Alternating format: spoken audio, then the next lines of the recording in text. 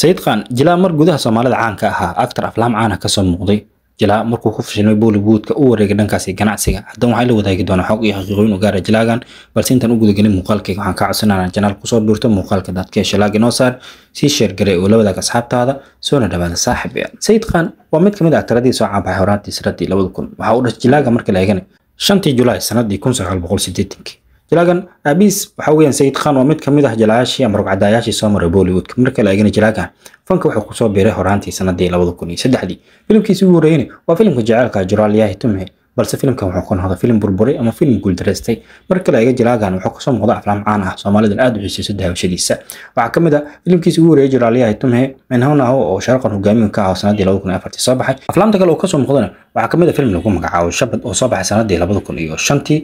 sidoo kale wuxuu soo muuqday film lagu magacaabo Ifraaj 2008 soo baxay marka la eegay jilaaga noloshiisa khaaska ah wuxuu xiriir jecel soo wadaagay gabdhaha kamid yihiin Aisha Doll iyo sidoo kale Dia Mirza laakiin sanadii 2005 waxa uu la aqal galay ama uu guursaday gabar lagu magacaabo Malayka Baresh taasoo ahayd gabar u muddo wada socdeen markaan hadaan eegna xaqiiqooyinka laga diiwaan galay hal ilaa ayaan ka eegi doonaa saaxiibayaal jilaagan wuxuu taageer weyn u yahay saydigiisa hore ninka lagu magacaabo ama dumaashigiisa hore ninka lagu magacaabo Hrithik Roshan dhanka hablaana Aishwarya Rai ayuu aad u taageeray xaqiiqooyinka qaybka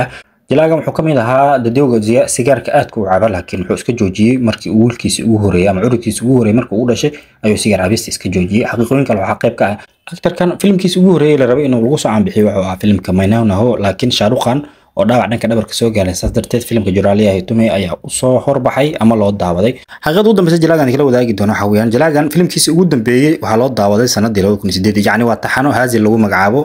xalqada ugu dambeysay 2018 ayaa loo daawaday markuu fanka ku fashilmay dhankaas ganacsiga ayuu u wareegsaday jilaagani haddaba intaas ayaan soo gabagabay muuqaalkayga fadlan muuqaalka dadka shalaagi noo saar si share garay oo la wadaaga asxaabtaada waan ku maasan tahay daawashada muuqaalkeena